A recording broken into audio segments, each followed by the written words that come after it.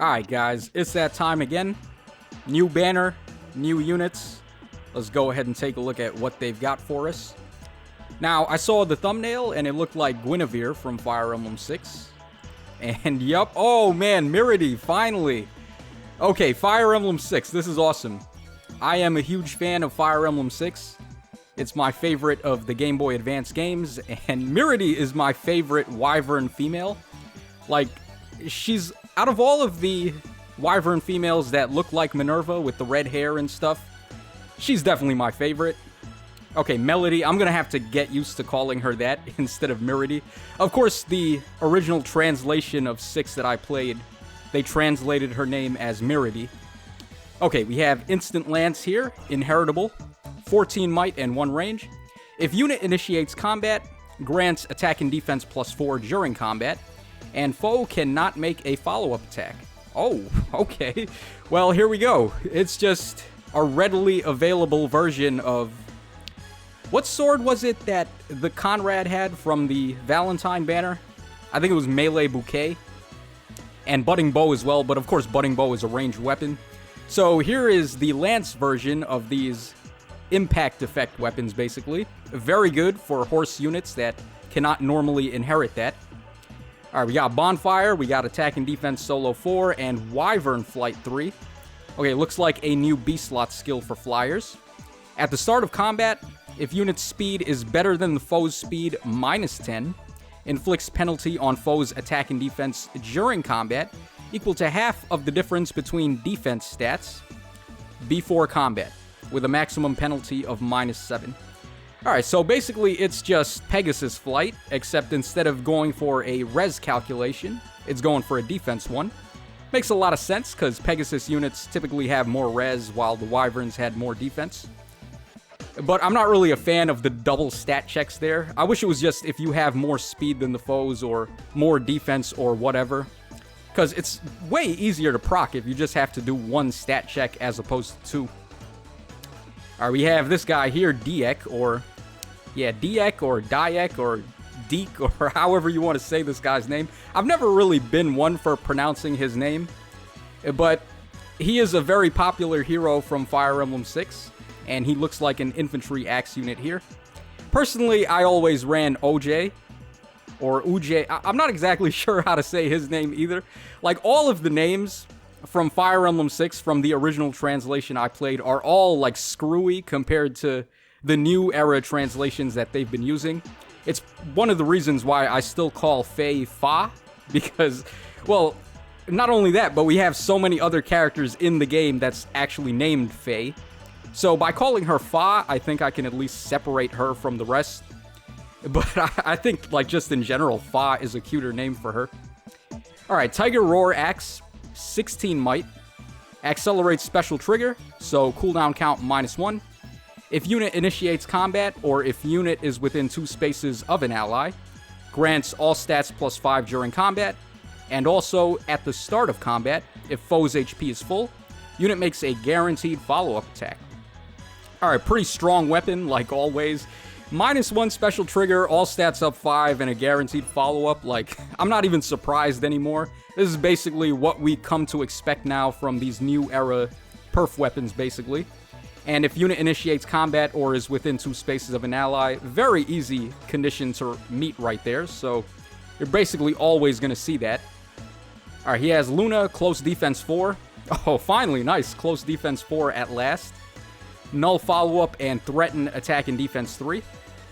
I mean, pretty solid unit, and I know a lot of Fire Emblem 6 fans are going to be happy about this. Alright, pretty awesome stuff. Alright, here is probably the most, like, wild card unit out of all of them. We have Merlin is here. Alright, so I don't know how many players have played Fire Emblem 6. Well, I guess he's also in 7 too, right? But he comes as a tent in Fire Emblem 7, and he can't actually move around the map until you promote him, which is way later into the game. But in Fire Emblem 6, you get this guy as a... He's riding like a horse and buggy sort of thing, or like a horse in a carriage. And if you want to add to your inventory space, you have to deploy this guy every single time. And I don't think you had to do that in Fire Emblem 7. Like, I believe you had to use him if you wanted to get level ups. But if you didn't choose to deploy him, then you still get the inventory space. So he's definitely better in 7, I guess, than in 6. Alright, he is a horse dagger type. Alright, let's take a look at what he's got. Alright, Smoke Dagger plus, Reposition, Wings of Mercy, and Distant Guard. Oh boy. I mean, pretty obvious who the demote is going to be here. But I guess another source of Wings of Mercy 3 and Close, or Distant Guard rather, is going to be pretty nice. It just sucks that they had to shaft Merlinus like that. His stats are probably going to suck too, so like, not going to be much point in building him, I guess. Alright, and here is Gwyneth, the unit from the thumbnail that I saw. And she's actually the sister to Zephiel, which is pretty interesting. Alright, she's got a blue tome, and she's infantry type.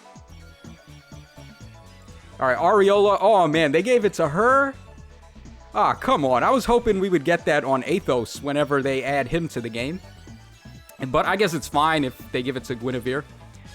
Okay, so 14 might and effective against tomes. Oh, boy. Wow. Alright, stand back, kitty paddle. Grants res up 3.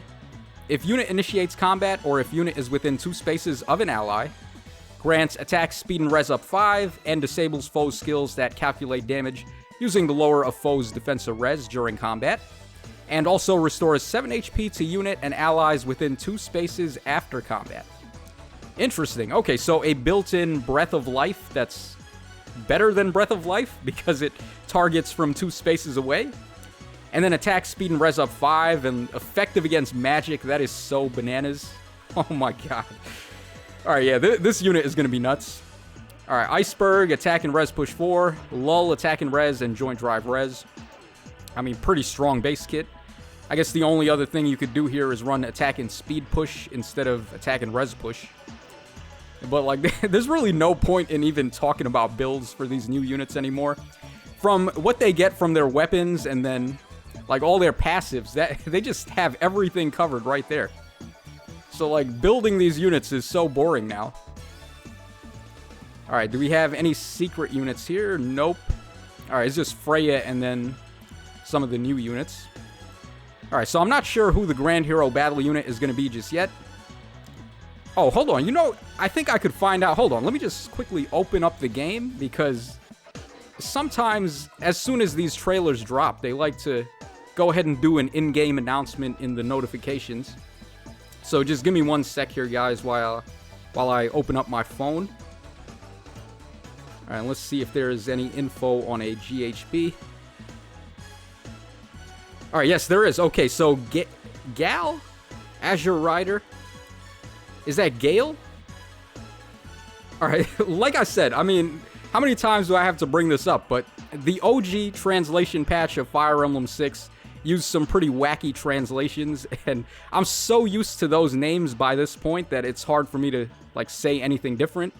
But what I'm getting here is Gale, G-A-L-L-E, or Gale, who he was called in the translation patch that I played. Basically, Miridy's big brother. Oh wait, no, he's not. No, Zeiss is her brother, right? Gale is the blue-haired guy. Yeah, okay, so... Alright, my bad there, guys. It's been a hot minute since I played Fire Emblem 6. So, Gale is this wyvern rider with blue hair, and he's got, like, a bandana on. He's actually pretty cool, too, and you fight him as a boss. I think he's one of the 3 wyvern knights alongside... What's his name? Narshin and someone else who I can't remember at this time. But yeah, alright, pretty awesome GHB. I would have preferred to get Zeiss instead, or Zeiss. And Merlinus is going to be the 4-star focus, like, a big surprise there. And of course, we're going to be able to spark on the banner. I would say you're probably best off going for Gwyneth, because, I mean, effective against tomes, that is just completely ridiculous to have that. But Diek looks pretty good as well, and Miridy, of course. Miridy is like my favorite unit on this entire banner. So I'm not sure who I'm going to take with my free select on the sparking. Huh. Actually, that's going to be interesting. I guess it'll have to depend on how my summons actually go. Overall, though, I think this banner is probably going to be a hard skip. Like, unless you're really interested in picking up someone from here, or they're one of your favorites, there's not really much of a point in summoning on this one. They don't really come with, like, the craziest skill inheritance, I don't think. So, probably better off to just save your orbs for something else. We are going to get a double special heroes banner, actually, coming up in a couple of days. So, definitely keep hoarding those orbs until we get more information on who's going to be on that banner. Otherwise, though, that pretty much wraps us up here. Let me know in the comments section what your thoughts are on the banner and, I guess, just Fire Emblem 6 in general. Like I said, Fire Emblem 6 is my favorite of the Game Boy Advance games, and I'm just a massive stan for it. So any Fire Emblem 6 talk you guys want to bring up in the comments section, I'm down to read. So that's all for now, and this is your boy Tacho signing out. So take care, fellas, and I will catch y'all again on the flip side.